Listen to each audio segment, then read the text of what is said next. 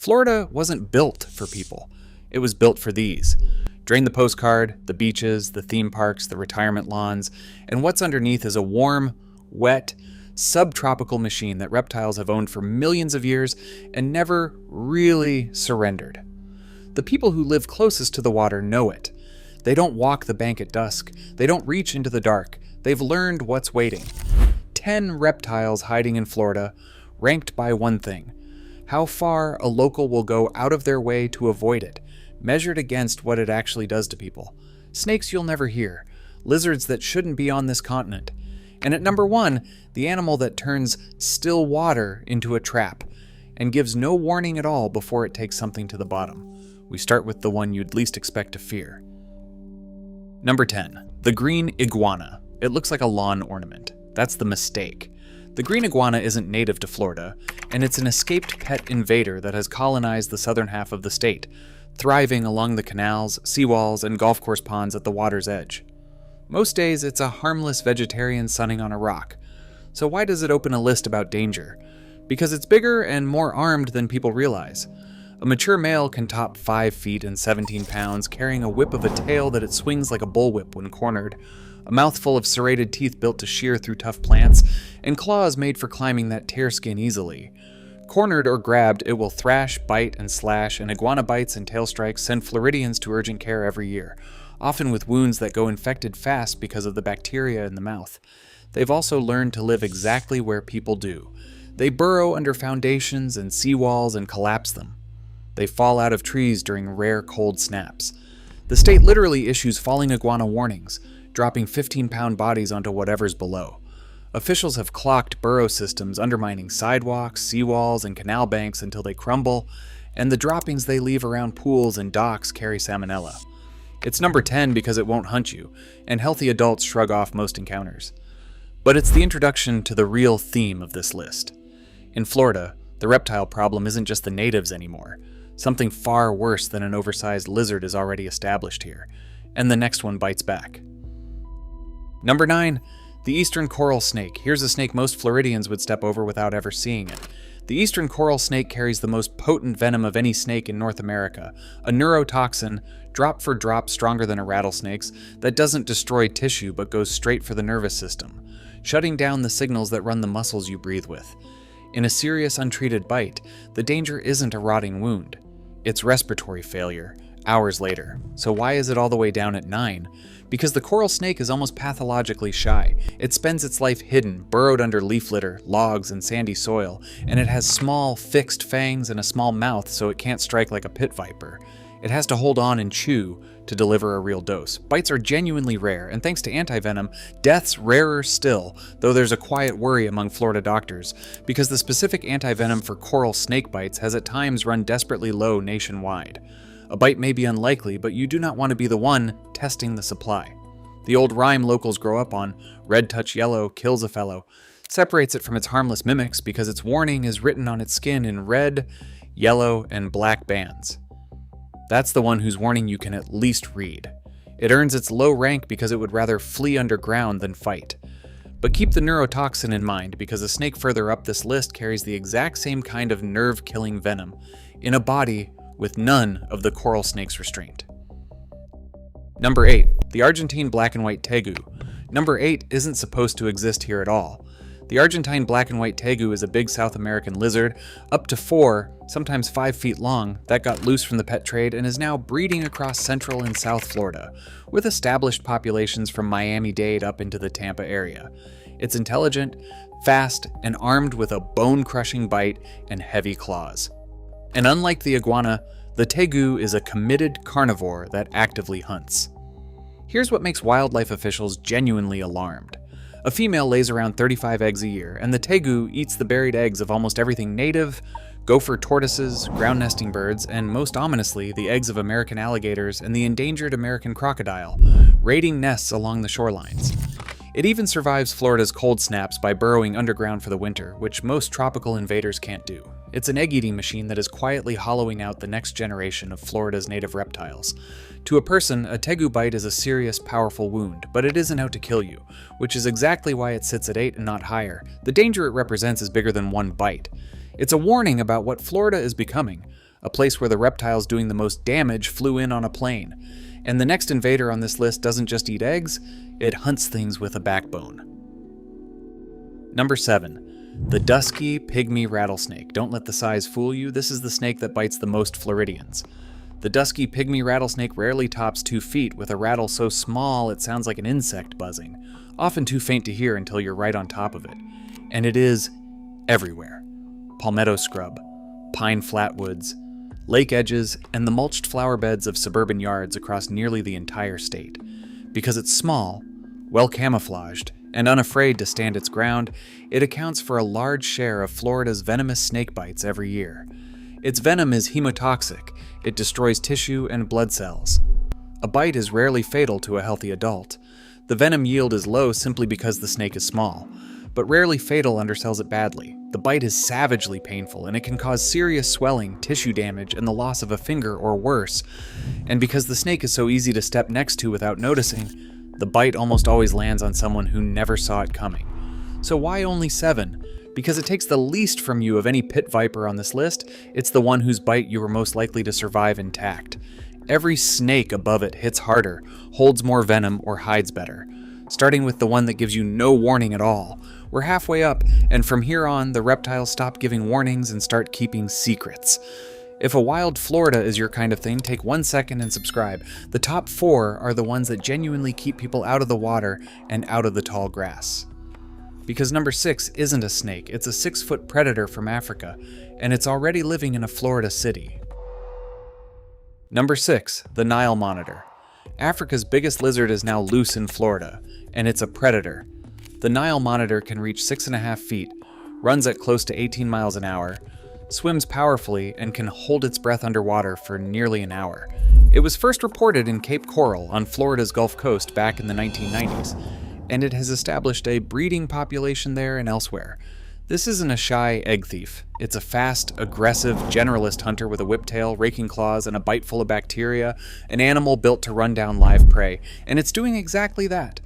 In Cape Coral, Nile monitors have been terrorizing the burrowing owls the city is famous for, and they'll take fish, frogs, bird eggs, small mammals, young crocodiles, and when they wander into neighborhoods, pet cats, small dogs, and backyard chickens. A cornered 6-foot monitor is a genuinely dangerous animal to try to handle, and hunters who target them treat them with real respect.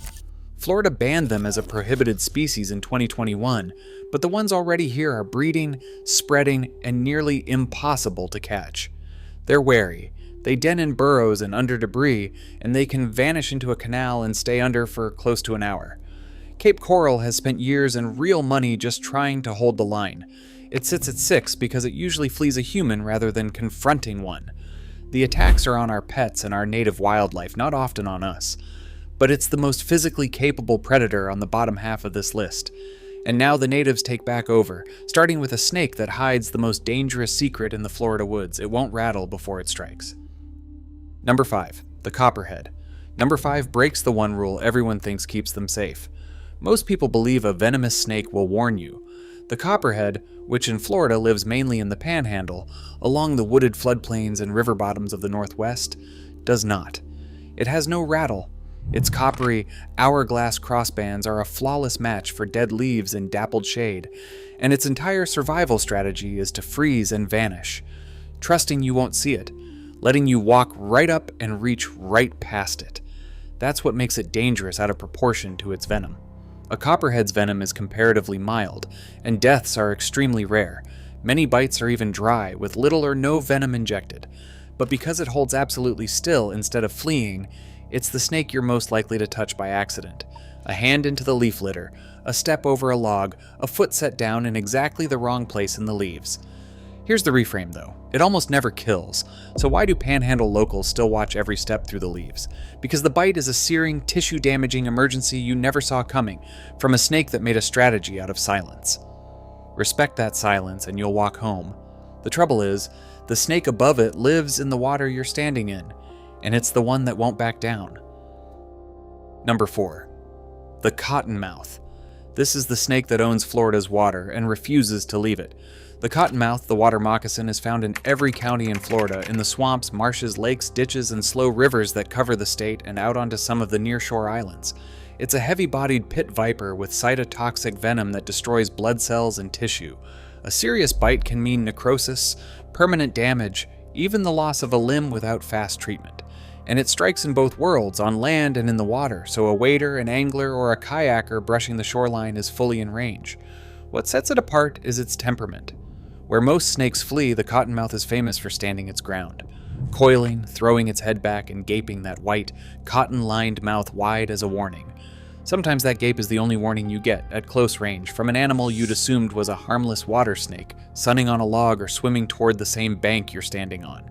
It ranks this high because it lives precisely where Florida life happens on a hot day, in and around the warm water everyone's trying to cool off in, and it's the one snake down here more likely to hold its position than to slip away. And it hides in plain sight. Countless harmless water snakes get killed every year by people who mistook them for a moccasin, while the real thing suns itself a few feet down the bank, unbothered. But it still shows you that white mouth first. It still gives you a half second of warning. The reptile at number 3 gives you nothing, and it can be longer than your car. Number 3. The Burmese python. Number 3 is the reason parts of the Everglades have gone silent. The Burmese python is the invasive giant that has taken over the Everglades, a constrictor that can exceed 18 feet and 200 pounds, one of the largest snakes on Earth, now breeding across South Florida in numbers estimated in the tens of thousands, possibly over 100,000. Many trace back to a breeding facility destroyed by Hurricane Andrew in 1992, which released pythons straight into the swamp, plus decades of released pets. Their tan, blotched pattern makes a 15-foot animal nearly invisible in the sawgrass. Here's the ecological horror of it. In the heart of the Everglades, a landmark 2012 study documented native mammal populations crashing since 1997, raccoon sightings down 99%, opossums down 99%, bobcats down 88%, and marsh rabbits and foxes effectively gone entirely, eaten out of the ecosystem by a snake that has no natural predator here. Whole stretches of the Everglades that once teemed with life at night now come up empty on the road surveys. The animals didn't move. They were eaten. It kills by ambush and constriction, coiling and suffocating prey, and it has been documented killing and swallowing full-grown alligators. A large wild python is strong enough to be genuinely dangerous to a person, and hunters who wrestle them out of the water do not take them lightly. Now, is it hunting people? No. Documented attacks on humans in the wild are essentially non-existent, which is the one mercy here, and the only reason it isn't higher still.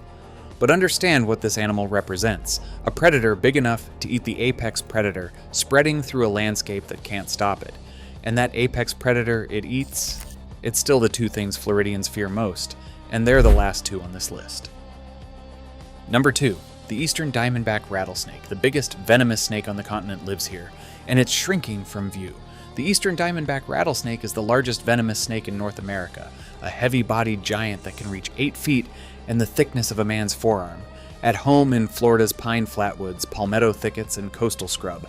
Its venom glands are enormous, delivering one of the largest venom loads of any snake on the continent in a single strike, hundreds of milligrams of hemotoxin that destroys tissue and blood.